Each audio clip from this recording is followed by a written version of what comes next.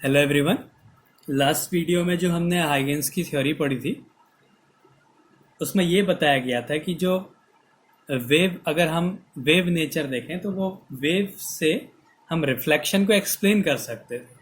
तो अब हमारा वही टॉपिक है, reflection explain by wave theory. तो हाइगेंस की वेव थ्योरी से रिफ्लेक्शन को हम कैसे एक्सप्लेन करेंगे, इसमें क्या है,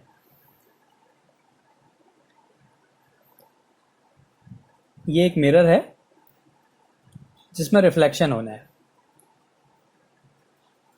अब क्या होगा, वेव फ्रंट इस पे इंसिडेंट करेंगी और रिफ्लेक्ट होंगी। तो उसमें क्या है, angle of incidence equals to angle of refraction होना चाहिए, रिफ्लेक्शन होना चाहिए रिफ्लेक्शन के लिए। तो माना ये वेव फ्रंट इसमें इंसिडेंट कर रही है, इस तरीके से वेव फ्रंट इंसिडेंट करेंगी। ये प्रोपगेशन की डायरेक्शन बना देते हैं, इसमें ये वेव फ्रंट आ रही है ऐसे, ये वेव फ्रंट इसमें इंसिडेंट कर रही है। अब क्या हुआ, अब ये रिफ्लेक्ट करेंगी। तो इस वेव फ्रंट का ये वाला पोर्शन तो मिरर पे पहुंच गया, लेकिन ये वाले ने अभी इतनी डिस्टेंस ट्रेवल करनी है। तो जब ये वाला जो सोर्स है वो यहाँ पहुंचेगा, तब क्या होगा, ये वाला जो सोर्स है वो यहाँ पहुंच चुका होगा। जितने टाइम में ये जो वेवलेट जो यहाँ पे जो ये सोर्स बन रहा है, इस वेव फ्रंट के हर एक पॉइंट में क्या होता है, अपना एक सोर्स होता है। तो ये पॉइंट जब यहाँ पहुंचेगा, ये पॉइंट रिफ्लेक्ट होके यहाँ पहुंच जाएगा सेम टाइम पे। तो जब ये वाला पॉइंट यहाँ पहुंचा तो उतने में क्या हुआ, ये वाला पॉइंट इधर चला गया। तो अब क्या होगा, ये ऐसे एक वेव फ्रंट बन गया। अब ये रिफ्लेक्ट होके वापस चला जाएगा इस तरीके से। ये वेव फ्रंट्स रिफ्लेक्ट हो गई उसी मीडियम में। तो ये तो हो गया रिफ्लेक्शन का वेव नेचर से हम इसको कैसे डायग्राम से इसको एक्सप्लेन करेंगे। अब हुआ क्या, ये वेव फ्रंट है माना ए सी। तो जब सी पॉइंट बी पॉइंट पे पहुंचा तो ए पॉइंट कहां पहुंच गया, डी पे पहुंच गया।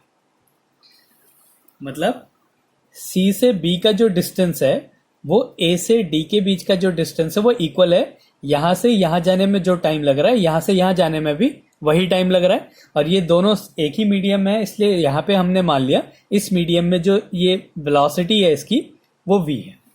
लाइट की जो वेलोसिटी है इस मीडियम में वो v मान लिया। तो क्या हुआ, ये वेव फ्रंट पहले इस पे इंसिडेंट हुई।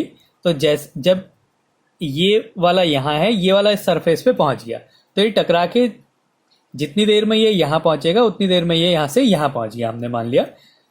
और ये जो डिस्टेंस है वो इसके इक्वल होगी। फिर ये वेव फ्रंट जो है रिफ्लेक्ट होके वापस चलेगी। तो अब यहाँ पे दो ट्राइंगल्स बन जा रहे हैं, ए सी बी और ए डी बी। अब हाइगेंस ने क्या बोला, जो वेव फ्रंट जो इस सरफेस पे एंगल बना रहा है, ये एंगल ऑफ इंसिडेंस हो गया। ये वाला जो एंगल बन रहा है ये वाला, ये हो गया एंगल ऑफ इंसिडेंस आई। और ये वाला जो एंगल बन रहा है ये हो गया एंगल ऑफ रिफ्लेक्शन आर। और वैसे हम क्या लेते हैं, जो इंसिडेंट रे है, अगर हम इसको रे में लिखेंगे तो ये वाली जो रे है, ये अगर हम यहाँ पे नॉर्मल ड्रॉ करें तो ये जो एंगल बन रहा है ये एंगल ऑफ इंसिडेंट होगा। लेकिन वेव थ्योरी में क्या था, जो वेव फ्रंट सरफेस से एंगल बनाएगा उसको बोलेंगे एंगल ऑफ इंसिडेंट। ये एंगल ऑफ इंसिडेंट है और ये एंगल ऑफ रिफ्लेक्शन है। अब हमने ये प्रूव करना है कि जो एंगल ऑफ इंसिडेंट है वो एंगल ऑफ रिफ्रैक्शन के इक्वल होगा। तो हम ये दो ट्राइंगल ले लेते हैं, इन ट्राइंगल्स ए सी बी और ए डी बी में ये दो ट्राइंगल्स थे।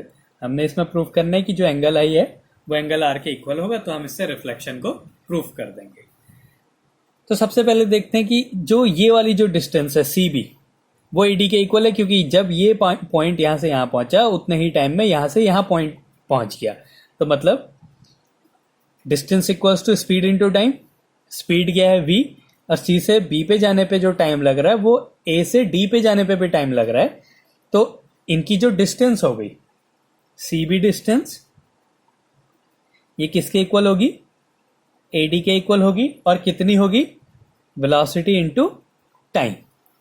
वेलोसिटी क्या है, सी से बी पे जाने में और ए से डी पे जाने में किसी इस पूरे मीडियम में जो स्पीड है वो v है, और टाइम क्या है इसका, ए से बी पे जाने में जितना टाइम लग रहा है उतना ही टाइम ए से डी पे जाने पे भी उस पॉइंट को लग रहा है। तो ये दोनों इक्वल हो गई, दोनों साइड इक्वल हो गए। अब इसी ट्राइंगल में जो ए बी है ये क्या है, कॉमन साइड है।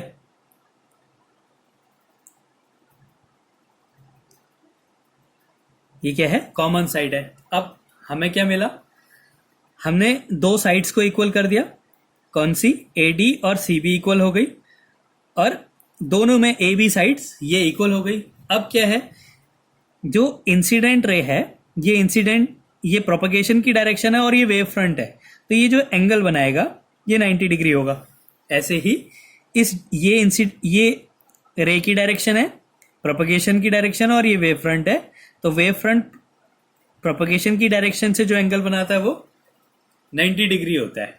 तो ये क्या है, जो एंगल सी और एंगल डी ये इक्वल होंगे, और कितने होंगे, 90 डिग्री के। तो हमने क्या करा, दो साइड्स को इक्वल कर दिया ट्राइंगल्स की, और एक एंगल को इक्वल कर दिया। तो इससे क्या मिला कि जो ये दोनों ट्राइंगल हैं ए सी बी ये कॉन्ग्रुएंट है।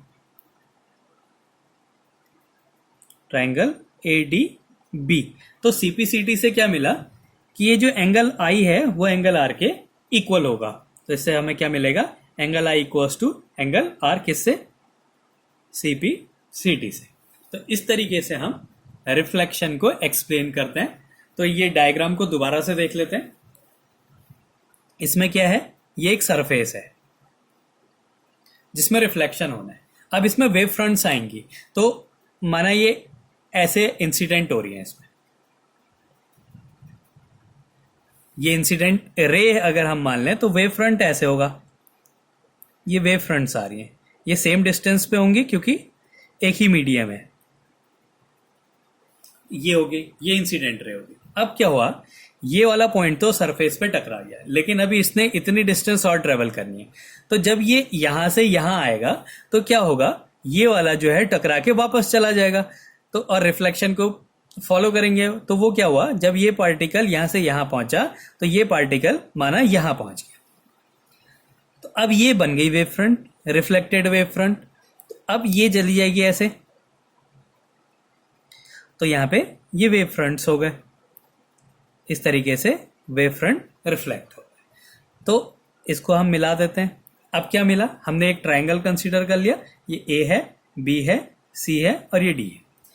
क्या हुआ, सी से बी पे जो जाने में जो टाइम लग रहा है वो ए से डी पे जाने में टाइम लग रहा है, और स्पीड सेम है। तो क्या हो गया, ये डिस्टेंस भी सेम हो गई। वैसे भी क्या है, जब ये यहां से यहां जा रहा है मतलब सी से बी की जो डिस्टेंस है वो ए से डी की डिस्टेंस के इक्वल है। तो हमें क्या मिल गया, C B equals to A D, और ये किसके इक्वल हो गया, स्पीड इंटू टाइम के इक्वल हो गया। फिर क्या था, जो वेव फ्रंट होता है वो इंसिडेंट रे, जो डायरेक्शन ऑफ प्रोपगेशन है, या इंसिडेंट रे भी कह सकते हैं, डायरेक्शन ऑफ प्रोपगेशन के 90 डिग्री पे होती है। यहाँ पे भी ये प्रोपगेशन की डायरेक्शन है, और ये वेव फ्रंट और ये एंगल बनाएंगे सेम। तो ये हो गया angle C equals to angle D, और ये क्या हो गया, 90 डिग्री हो गया एक साइड, और एक एंगल जो है दोनों में कॉमन है, और एक साइड जो है ये ए बी जो साइड है ये कॉमन साइड है। तो इससे क्या हो गया, ये दोनों जो ट्राइंगल्स हमने लिए कौन कौन से, ए सी बी और दूसरा ट्राइंगल के लिए ए डी बी, ये दोनों ट्राइंगल्स क्या हो गए, कॉन्ग्रुएंट हो गए। और सीपीसीटी से हमें क्या मिला कि जो ये दोनों के बीच में जब एंगल बन रहा है ये एंगल भी इक्वल होगा, और यही एंगल ऑफ इंसिडेंट है, ये एंगल ऑफ रिफ्लेक्शन है। तो ये रिफ्लेक्शन को इस तरीके से हाइगेंस की वेव थ्योरी से उसको वेव नेचर कंसीडर करके एक्सप्लेन किया गया।